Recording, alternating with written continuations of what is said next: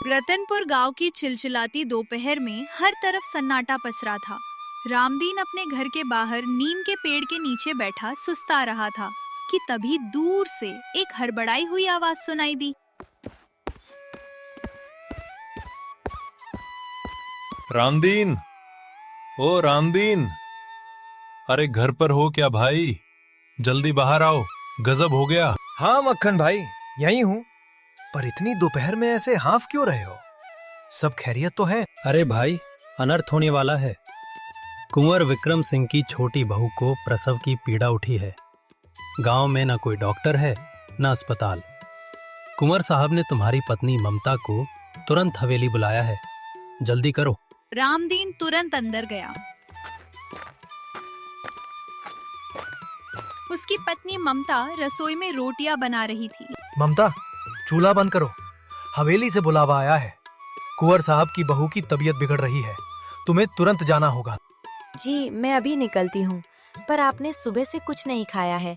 बस 2 रोटियां सेक लूं? नहीं ममता, किसी की जान दांव पर लगी है। तुम जाओ। एक दिन भूखा रहने से मैं मर नहीं जाऊंगा। ईश्वर सब ठीक करेगा। बस तुम जल्दी पहुंचो।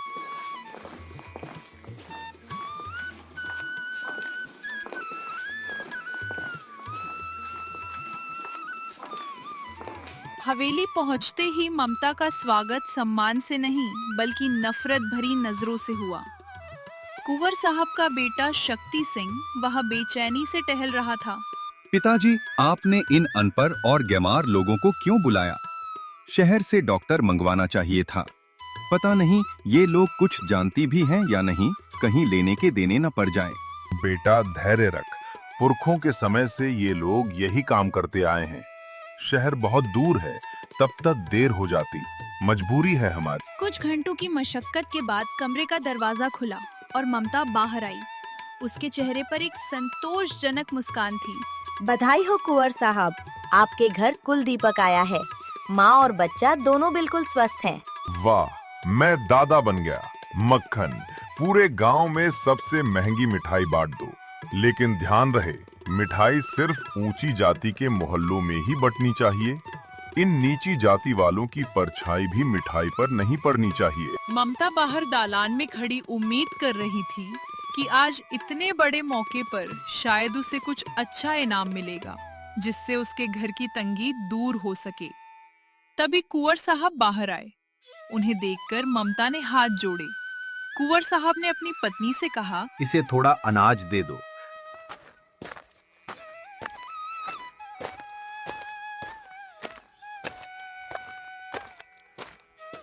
कुंवरानी ने सूप में थोड़ा सा पुराना आटा ममता की झोली में डाल दिया। मालकिन, अगर थोड़े पैसे मिल जाते तो बड़ी मेहरबानी होती।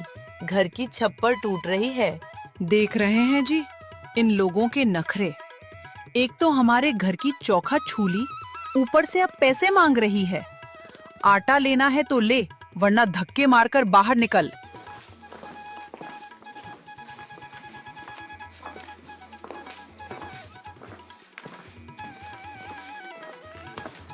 ममता की आंखों में आंसू आ गए।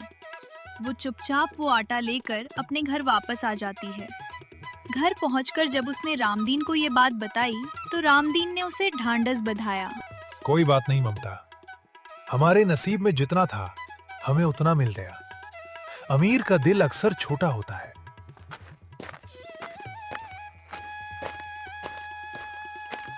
उसी शाम मक्खन चुपके से मिठाई का एक डिब्बा लेकर उनके घर आया। मक्खन भाई, कुंवर साहब ने तो मना किया था ना? कुंवर साहब का जमीर मर गया होगा रामदीन, मेरा नहीं। जिसके हाथों मेरे मालिक का पोता इस दुनिया में आया, उसे मिठाई ना मिले तो भगवान भी नाराज हो जाएगा। भला ऐसा कैसे हो सकता है कि उसे ही मिठाई ना मिले? मक्खन, तूने हमारे बारे में सोचा यही बहुत है। अब तू जल्दी से यहाँ से चला जा। अगर कुंवर के किसी आदमी ने देख लिया तो तेरे लिए मुसीबत हो जाएगी। फिर मक्खन मिठाई देकर वहाँ से चला जाता है। सच कहते हैं ममता, एक गरीब को एक गरीब ही समझ सकता। रामदीन का बेटा सूरज ये सब देख रहा था। उसके युवा मन में विद्रोह की ज्वाला सुलग रही थी। अगले दिन वो मंदिर की सीढ़ियों के पास से गुजर रहा था कि पुजारी केदारनाथ ने उसे देख लिया। अरे ओ मूर्ख, मंदिर की सीढ़ियों को अशुद्ध कर दिया तूने। हट यहाँ से। पंडित जी, जिस मंदिर के अंदर आप भगवान की सेवा करते हैं, उसे मेरे ही पिता और समाज के लोगों ने अपने हाथों से बनाया है।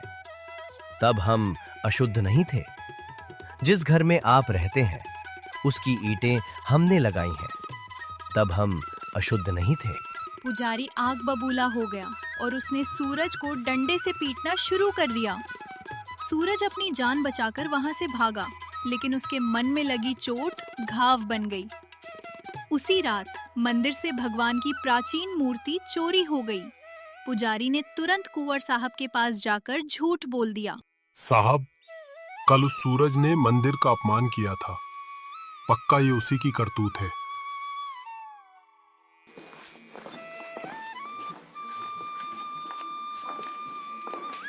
कुंवर साहब बेल बेल के साथ रामदीन के घर पहुंचे। उन्होंने घर की तलाशी ली और आश्चर्यजनक रूप से मूर्ति रामदीन के घर के अंदर एक कोने में मिली। ये पुजारी की रची हुई एक साजिश थी। शक्ति सिंह ने दहाड़ते हुए कहा, तुम लोगों की इतनी हिम्मत! आज के आज तुम तीनों इस गांव से निकल जाओ। अगर कल सुबह तुम यहाँ दिखें तो जिंदा जला दिए जाओगे। बेचारा रामदीन अपनी पत्नी और बेटे को लेकर आधी रात को ही गांव छोड़ने पर मजबूर हो गया।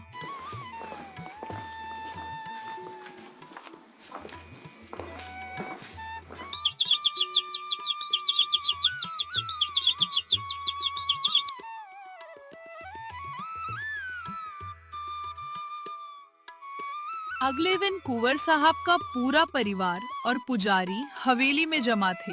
वे मूर्ति को वापस मंदिर ले जाना चाहते थे, लेकिन एक चमत्कार हुआ। जैसे ही पहलवानों ने मूर्ति को उठाने की कोशिश की, वो टस से मस नहीं हुई।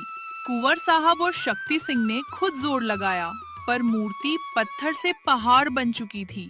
पुजारी के चेहरे पर हवाइयां उड़ने लगीं। उसी रात पुजारी को एक सपना आया। भगवान ने स्वप्न में कहा, केदारनाथ, तुमने छल से मेरे भक्त को घर से निकाला है। जब तक वो बालक सूरज वापस नहीं आता और अपने हाथों से मुझे नहीं उठाता, मैं यहां से नहीं हिलूंगा। मेरे लिए सब समान है। जाति केवल इंसानों का भ्रम है। इधर गांव से दूर घने जंगल में रामदीन का परिवार बैठा था।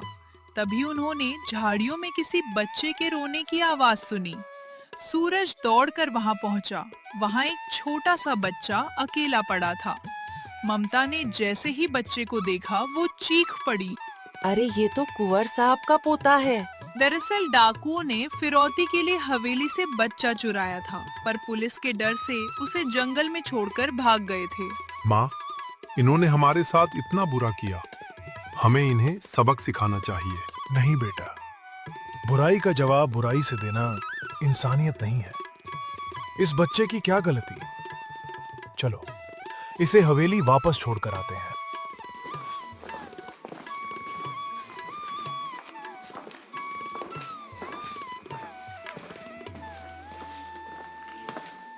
जैसे ही रामदीन का परिवार बच्चे को लेकर हवेली पहुंचा, वहां का नजारा बदला हुआ था।